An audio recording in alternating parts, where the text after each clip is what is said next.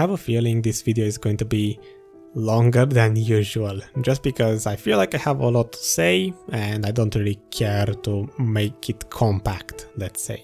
So be prepared, I feel like it will be 20 minutes plus. That being said, well, good evening to everyone who's here, to all the curious people who want to know stuff about Thornwood Forest. I might even name this video a spot review because I feel like for once I'm going to be talking about everything this place has to offer, which is money per hour, experience, skill points, and Agris usage and efficiency. You know, basically updating all of my previous big projects with this new area. I am a little bit late to the party. I wanted to start testing this area as soon as it came out, but for the past week I'm just struggling to play BDO for a couple of hours a day at most, just because Genshin is too addictive. That being said, I spent a total of 13.5 hours on Thornwood Forest, and I feel like that's good enough to give me an understanding of how this place works and the loot table, you know, basically everything. So yeah, let's start with the basics, the boring details, and then we can get into the interesting details. First up, my gear, my class, you know, that kind of stuff. So for people who are new, I suppose, I'm playing a Succession Guardian these days. I only did 1 hour on Awakening just to see if I can still remember how to play it, and let's just say it didn't go too well. The rest of the hours on Succession, I have 278 AP with a Ted Black Star and a Pen Kutum for my gear, which I feel like it's the optimal AP you should have around that for this place to grind at the best efficiency, let's say. The map recommends you 250 AP, but if you have 250 AP, I'm 100% certain you're going to be very inefficient at Thornwood Forest, and you're probably better off staying to whatever you were doing before, probably Histria or Kratuga, I don't know.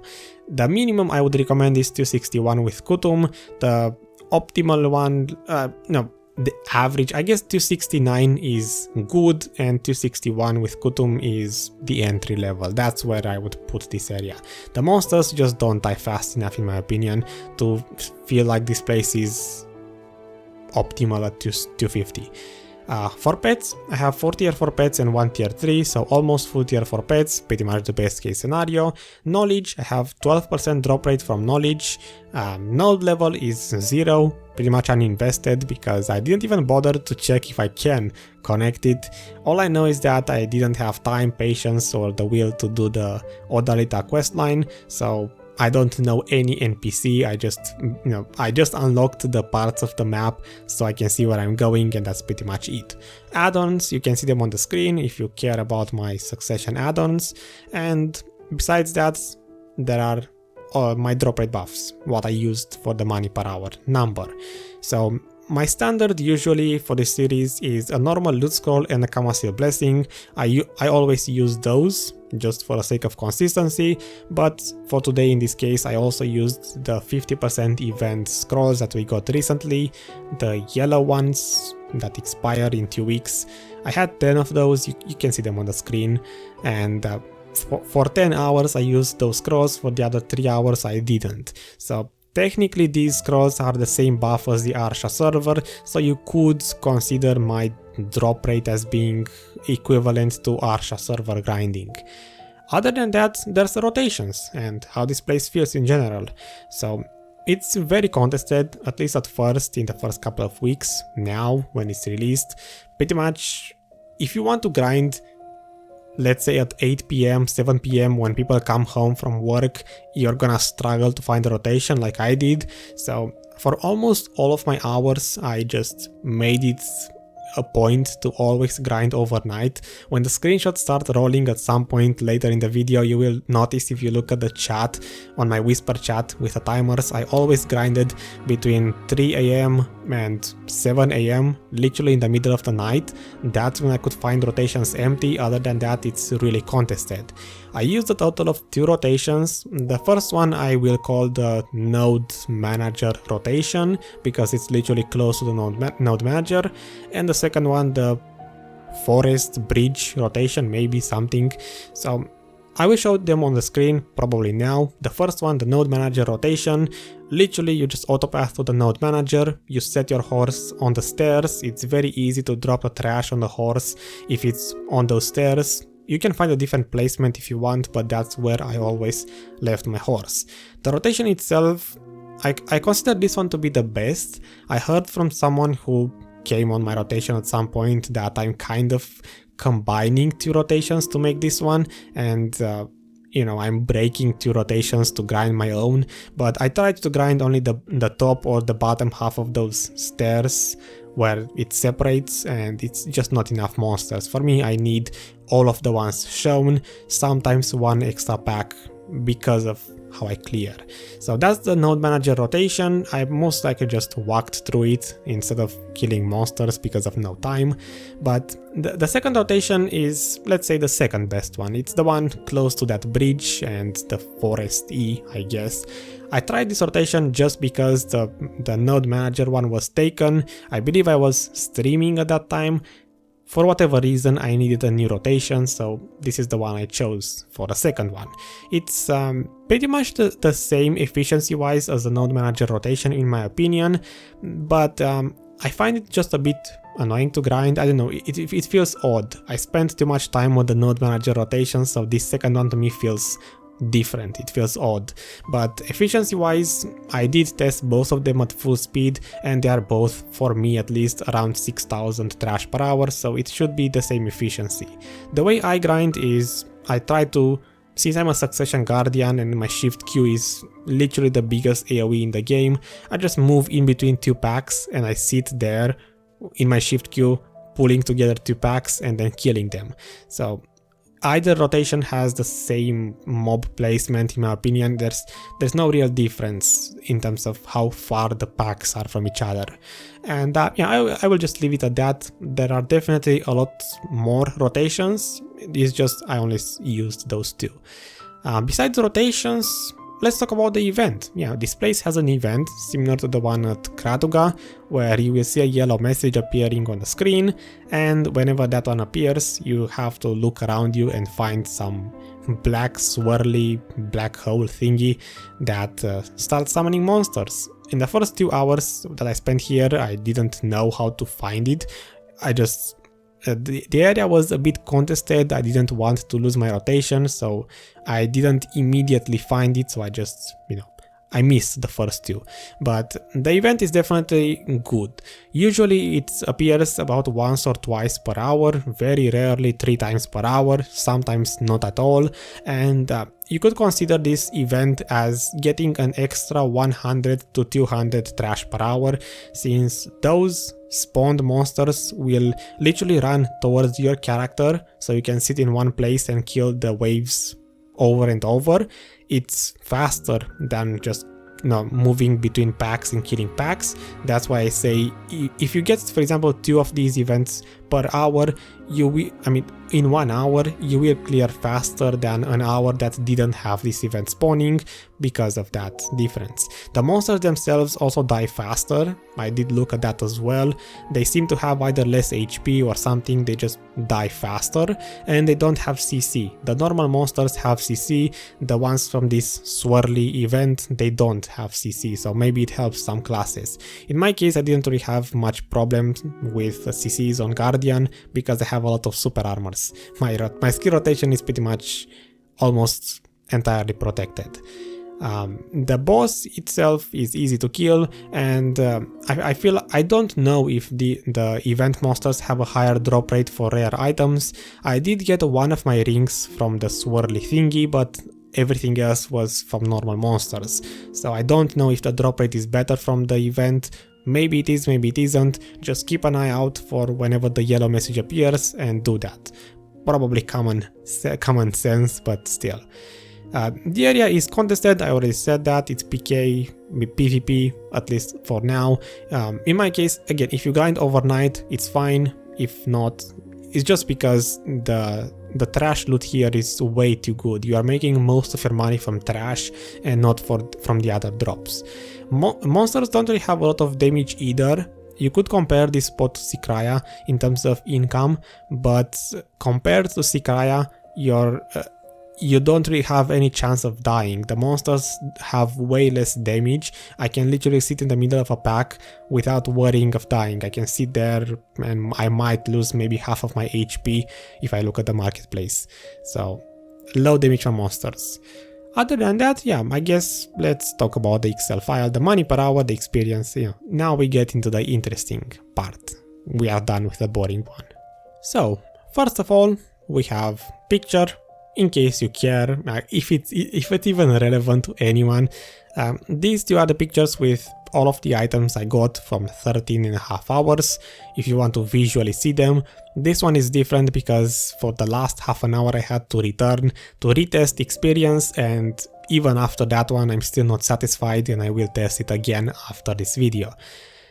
This is my breakdown for trash per hour, and for once I decided to also go for blackstones per hour since I get a lot of those. In terms of blackstones, it seems to be usually about 100-ish blackstones per hour. This is the combination of armor and weapon blackstones. For trash, I started my first hour. You can see some summary here of what happened. My first hour was only 5000 trash per hour with the normal loot scroll, because again, first hour just trying to learn the place and see how it works. Second hour I went a bit try hard, and this is kind of my normal clearing speed at 6000, close to 6000 trash per hour. Third hour I dropped my first ring. Fourth hour I grinded 2 minutes extra. I tried to test Agris points anyway. I got another ring. Fifth hour, the third ring, I got basically 3 ring drops, one after the other in 3 different hours, and then I didn't see another ring drop until hour 12. So I got only 4 rings in total. I feel like that's below average, but it is what it is. These hours where I tested Agris points, they do have obviously like 13,000 trash. This is here only so you can see the clearing speed, but I didn't include Agris drops in my loot table. So these runs, the 4th hour, the 7th hour, and the last one where I tested Agris points, I just divided the trash by 2 since I'm using a loot scroll, and instead of 13,000 it was 6,500. It doesn't scale properly with normal loot scrolls. I know it should be 6,000, but it's just a bit higher. I don't know how the game does its scaling, but it's not perfect if you just divide this by 2, but I just went with it simply because I have some hours where I was interrupted. My trash per hour went down 5.4 thousand. This one is the worst hour I had, hour 8, where I had with hour 8 I started to stream, so I was kind of distracted by the chat itself. There was some annoying guy in a ghillie who pretty much annoyed me for the entire hour, so only 4.3 thousand trash. I have some other hours, especially while streaming and being distracted, with only about 5,000 trash, even though I can get 6,000. So that's why even though it's not a perfect scaling for Agris points, I just divided it by 2 and left it like that, because maybe it makes up for me grinding half brain dead. So other than that, trash per hour average, it's 5.6 thousand. I feel like it's pretty respectable. You should, honestly, to feel like you are efficient, I feel like you should get between 5.5 and 6,000 trash. That's, in my opinion, what you should aim towards. 6,000 trash is good, 5.5 is okay, 5,000 is barely acceptable in my opinion. If you don't get 5,000 trash with a normal loot scroll, then you're probably not efficient enough for this place, in my opinion. I might be wrong, I might not be, but it's just my opinion. In terms of the breakdown, these are all of the items, the prices for them, how many I got per hour. I looked at the screenshots and apparently I actually dropped cash silver as well from the monsters.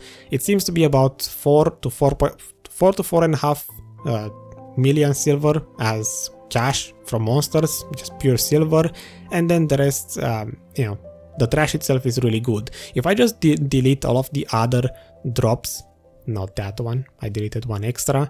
If I just delete all of these and I have only trash loot, you're making literally 90 million silver per hour with only the trash items using the loot scroll. So I would say more than half of your income comes from trash alone, and then depending on how many rings you get, you are looking at a total of about 157 to maybe 170 million silver. Again, I feel like 4 rings in 13.5 hours is a bit low. It comes down to a bit under 1 ring in 3 hours. I would feel much safer if I put here a 5 for rings and I get close to 1 ring in 3 hours. I feel like that should be the official average, about 1 ring in 3 hours.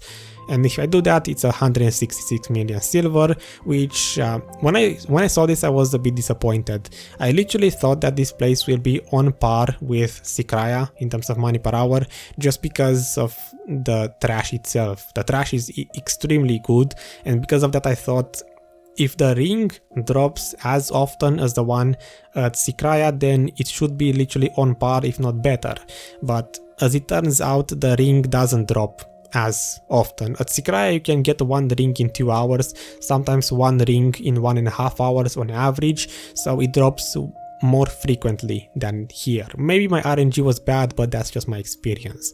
So as a conclusion, for the money per hour, I will leave it at 157.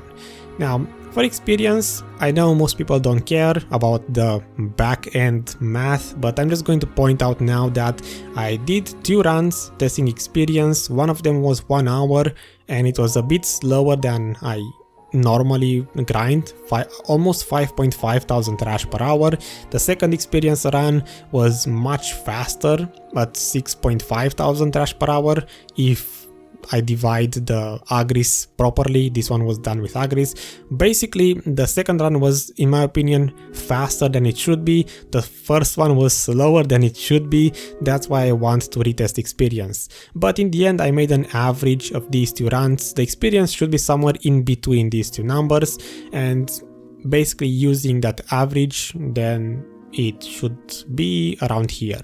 Thornwood Forest, experience-wise, it's, in my opinion, somewhere in between Sycraia, the high-end area, and Guard. Maybe it's a bit higher or a bit lower, I'm not 100% certain yet. Just check the Excel file in a couple of days when I, get to grind 1 hour uninterrupted, and with, when I am satisfied with my outcome, I will update the Excel file, and I feel like it's definitely at least as good as Sycraia. Experience wise, if you're looking for normal experience at level 62. At level 61 and under, I don't know, but at level 62 it's really good. For skill points, it's actually pretty much garbage. The skill point rate is almost the worst. Like, the only area that is worse skill point rate is Necropolis Nighttime. It's even less skill points than Mirumok, so nobody does Mirumok for skill points. Just ignore it.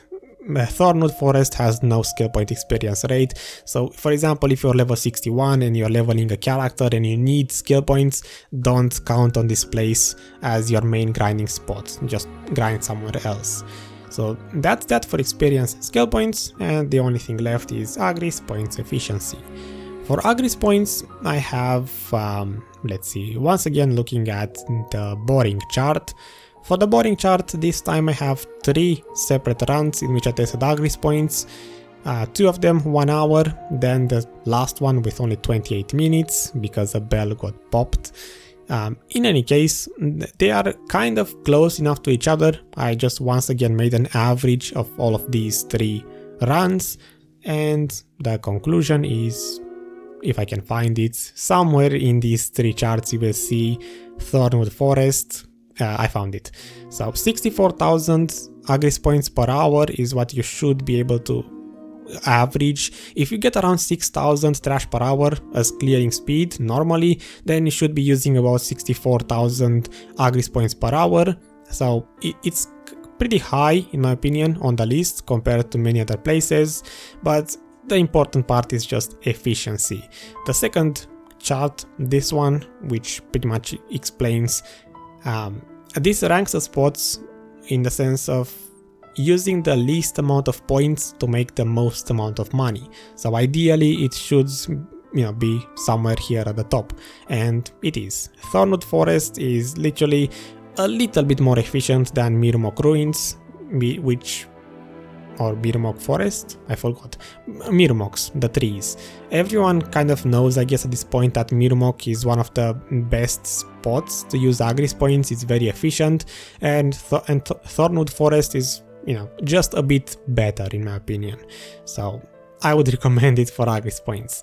In terms of making the most amount of silver from trash, it's literally at the top of the chart, just because the trash itself is worth 15,000 and you get a lot of trash, you know, 6,000 of it per hour. With the Agris buff on, it's around 13,000 trash per hour, which is really a lot of money. So Agris points, as a conclusion, I would definitely recommend people to spend them here. You burn them really fast at 64,000 points per hour, but it's very efficient to burn them that way. So I will leave it at that. And I think that pretty much concludes my video. There's nothing else I want to mention. Yeah, hope you enjoyed this. Hope it was useful. I don't know what else I could say. I feel like I'm missing something. I feel like there's something I forgot to point out, but just as my final thoughts, I'm gonna say, for now, Thornwood Forest is very contested. The hype might die down in a couple of weeks, just because the ring itself keeps dropping in price. When I saw it the first time, it was 190-ish million silver, and now it keeps on dropping. On EU, it's close to 135, 140 million at the moment, and a lot of people say it's not best in slot, and if most people go for the accuracy belt and over time the evasion builds just die down, then the ring might actually drop closer to the Tungrad ring, in my opinion. So I don't know how the income will change in the future. I just know that for now the spot is contested, the ring keeps dropping in price. The crystal, I forgot to mention the crystal, the monster damage of the two crystals. I only got one of them, one of the monster damage crystals, in my 6th hour, and I'm still waiting for the second one. I didn't value it at all. If you managed to look at it in the chart I showed at some point for money per hour, I didn't value it because I checked the description of the crystal at some point, and it seems like the materials used to actually craft the crystal itself are about as much money as you would get by selling it on the marketplace with the current low prices. The price for that crystal should go up quite a lot in my opinion. Otherwise, just save it for yourself. It seems to drop very rarely, so if you need those, just don't sell them. Rotations, there are probably like 4 of them in total, maybe 5. Some people say Thornwood is a really big area, but I never got to spend the time to actually explore all of it. I tried to walk through the forest a couple of times and I never managed to actually find enough monsters. So I don't know if it is as big as people say, but yeah. Let me end the video so I can stop rambling. Once again, thanks for watching. I will see you guys with the next one in however many days it takes me to test Turos or Tunkan, something, the 270 AP area with the belt, the accuracy belt, and the dead god armor piece. Bye bye. See ya. You're free to go.